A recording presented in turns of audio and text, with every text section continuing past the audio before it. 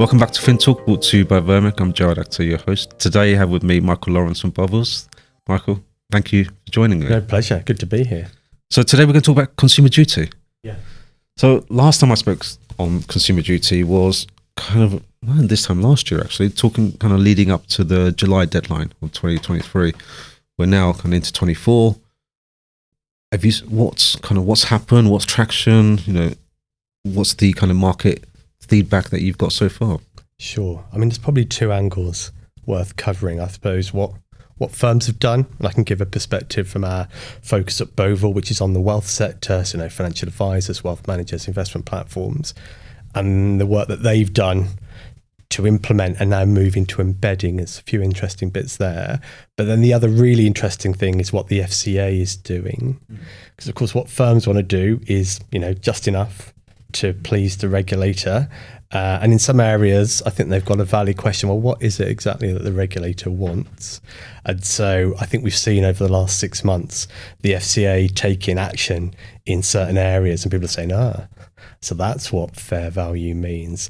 That's a product or a service where there might be concerns about it, causing foreseeable harm. And so that's an interesting bit.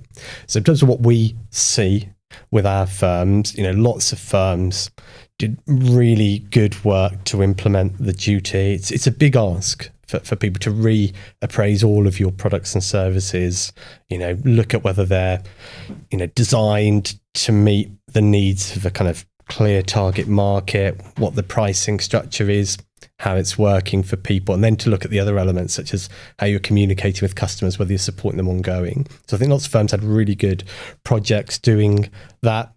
I'd say from my perspective, that's led some firms to make some changes in parts of their business, but perhaps not in the core areas, the core revenue earners. So they might have spied maybe customer groups for whom a product or service wasn't the best fit, and maybe they might look at sorting that. Or they may have noticed aspects of their charging model that doesn't work well for certain products or services, so maybe they fixed that.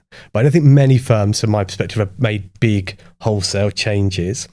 And that's why I think it's quite interesting to see what the FCA does, and then to see how firms then adapt their approaches in line with that. And I suppose a good example would be around investment platforms.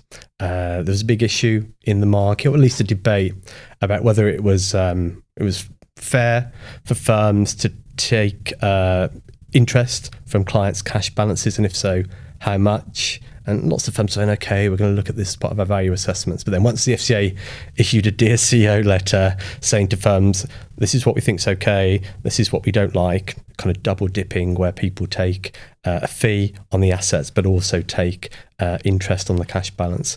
And firms need to report back to the FCA on what they're doing. That's where you see the real change. And for me, I think that'll be like the drumbeat of the next 12, 18, 24 months.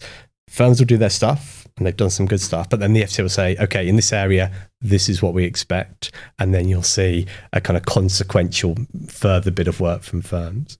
I think no one likes implementing regulation, right?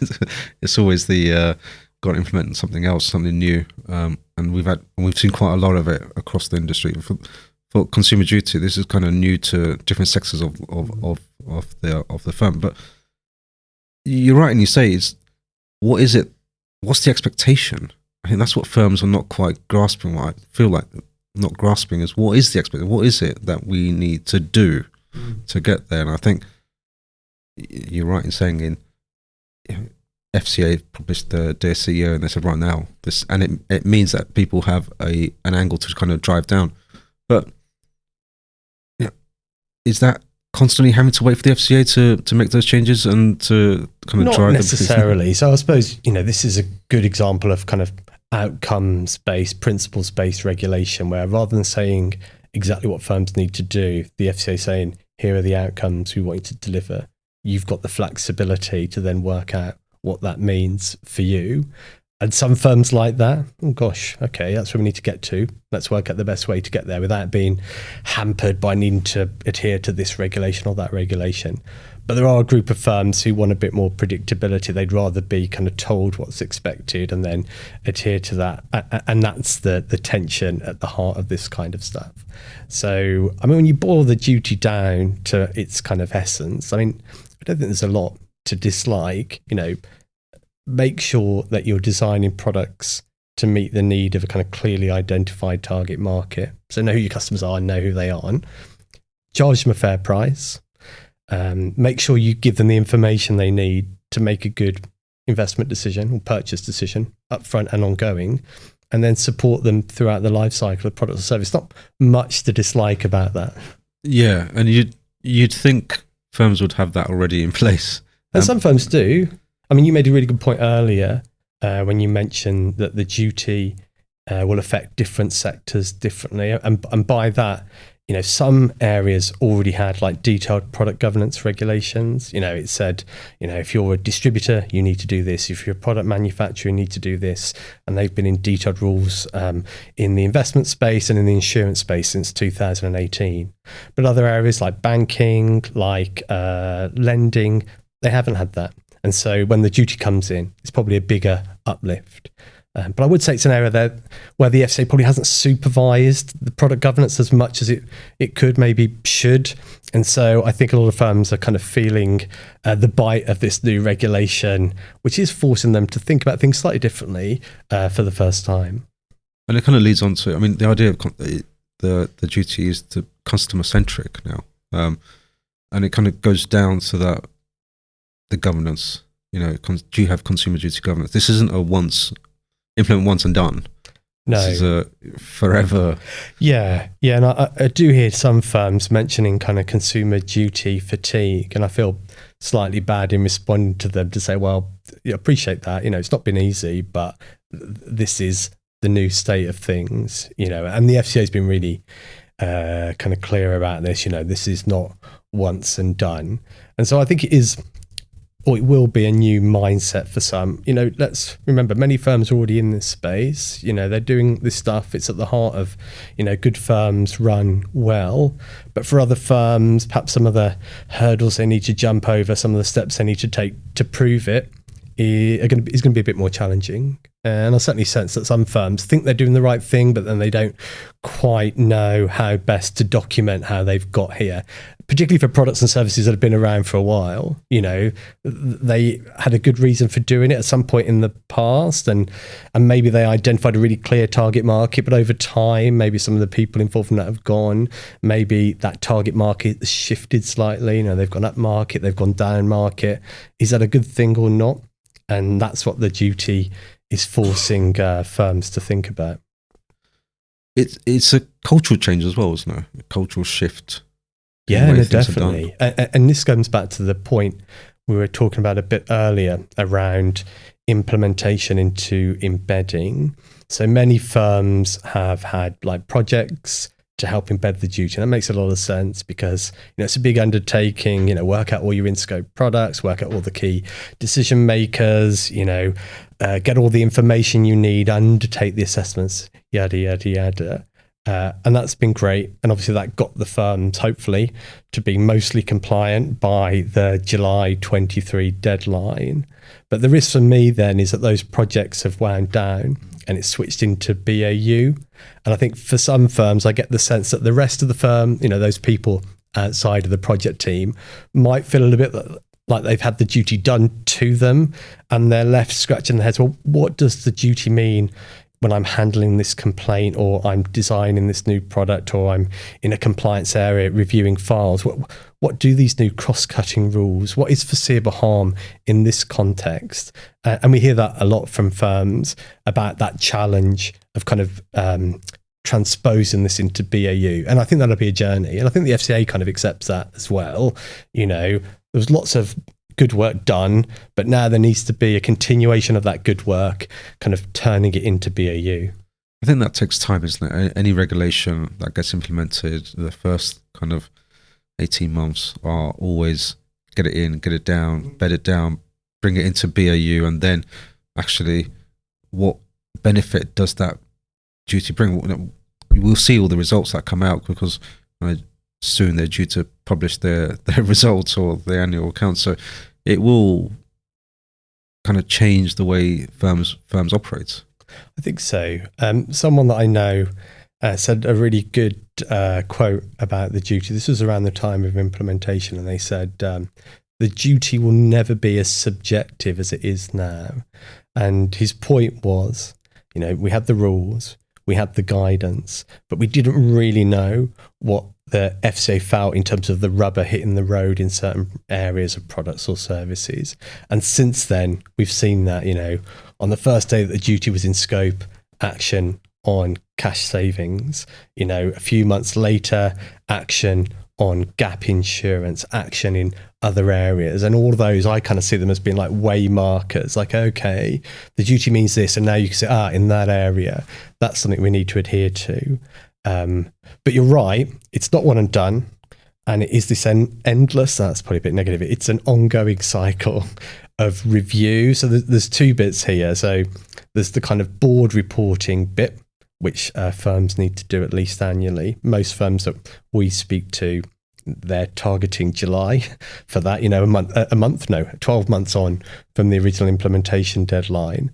But then, once people have done their product and service reviews, they need to review them on an ongoing basis. So, they need to keep on looking at, okay, if my target market for a particular investment product was X, actually, am I selling it to X? If not, why not? Or if I set the minimum investment amount at £100,000, why have I got some customers in who've got 50, and what do I need to do in response to that? And I suppose that's that bit about it being relentless, the constant need to review, kind of consider and take action. And that's written fairly strongly within the requirements, that ongoing focus.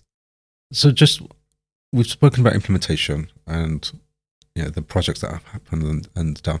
Obviously, from a tech firm, where we want to be at the forefront of all this, how does tech and kind of innovation kind of come into this now?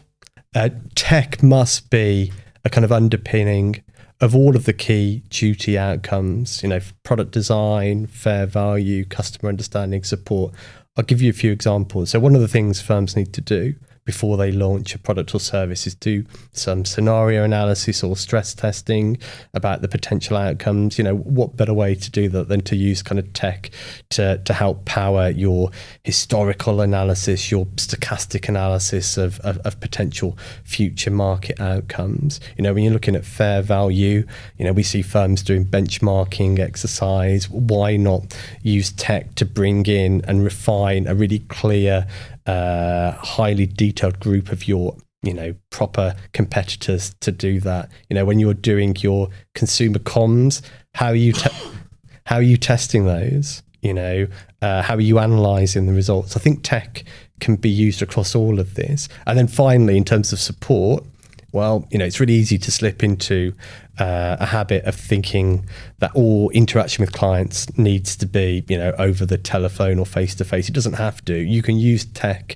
to carry a lot of the burden here. So you're, providing a really good customer experience, dependent upon the channels that people want, in a way that's really kind of efficient and, hopefully economic, and you're helping meet the kind of, duty requirements at the same time. So I think there's a perfect symbiosis here.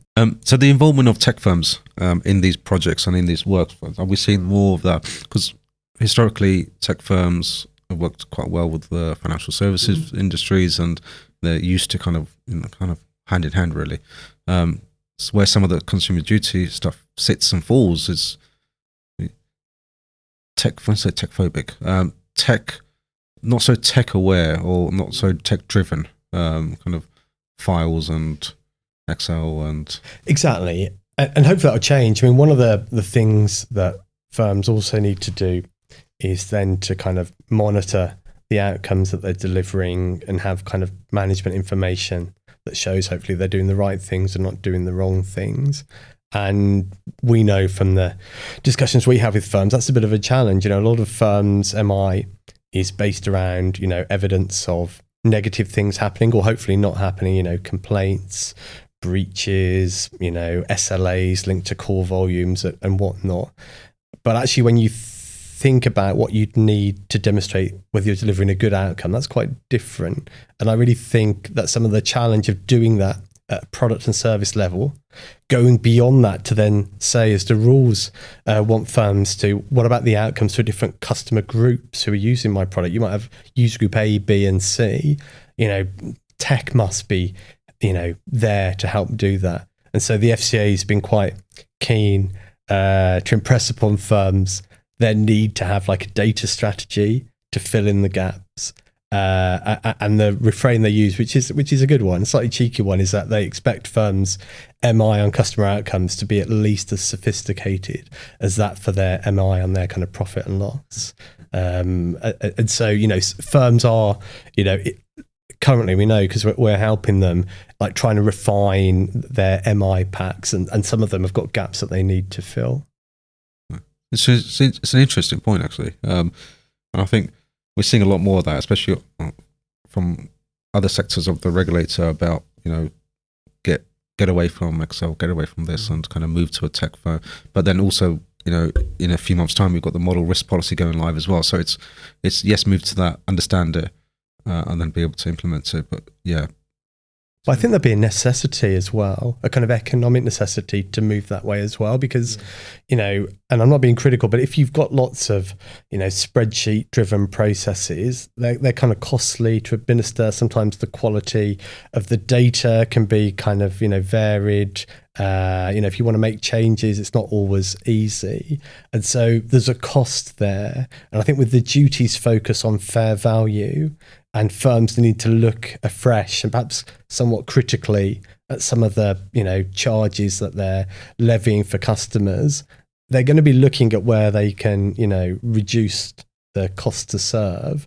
And while it might be a bit of investment to do so, using tech to drive out inefficiencies and ultimately mean that they can bring charges down in line with whatever new normal there is around pricing in different areas, I think that will be something that drives change as well. Yeah, and we've got the use of AI in the market as well, and Gen AI. So there's a cautionary note from the regulator. So I'm all about, use technology, use it well.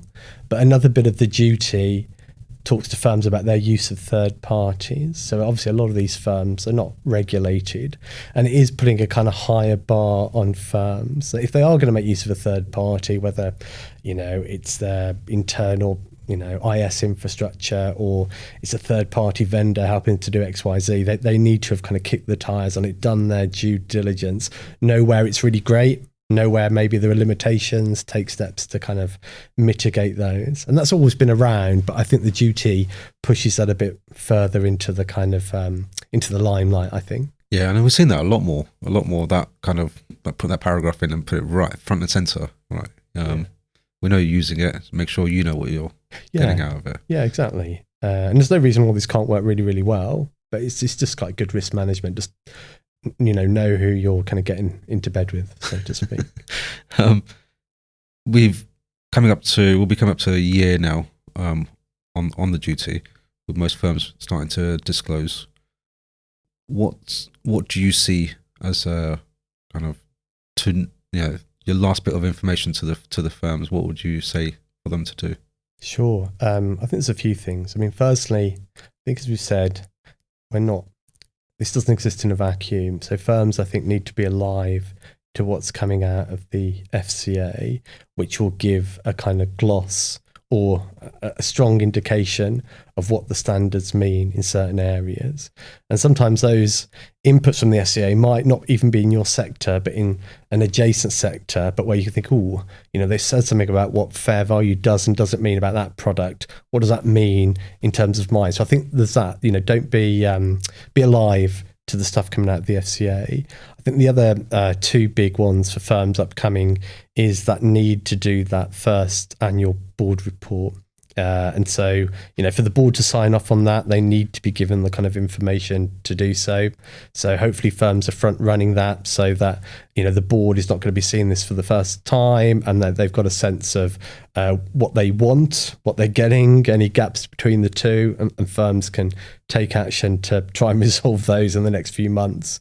And then the final bit is, and this isn't an issue for most firms, but it will be an issue for some, it's the closed products and service deadline. So firms were given a bit longer, another 12 months by the FCA to do their reviews of those products and services. They've got till July of this year. And so I think hopefully firms are well on their way to looking into those, because it can be quite tricky, given that some of these products are often, many, many years old, to get the information you need to make that assessment and then work out what you might need to do as a result. And sometimes, given the age of some of these contracts, it's going to be difficult to work out and then to undertake any actions that you need, off the back of it. So hopefully firms are in a good place for that at the moment.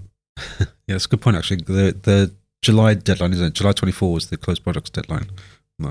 Michael, it's been an absolute pleasure. Thank you so much for your time. Likewise. Thanks for having me on. I know you'll be busy with the year-end reports as well. So. Oh yeah. I mean, I've been at Bovill for a year, and I reckon 96% of the stuff that I've done has been around the duty, which is interesting. I'm a big kind of product governance fan. I was working on it when I was at the FCA beforehand with the prior regulations. So for me, I kind of really appreciate how essential it is to, running businesses well, getting, the right stuff in front of the right consumers. So yeah, it's been good working on it. Yeah, and it'll be a good result for everyone as well. Customer centric. So, hopefully. Yeah. Thank you. Thanks.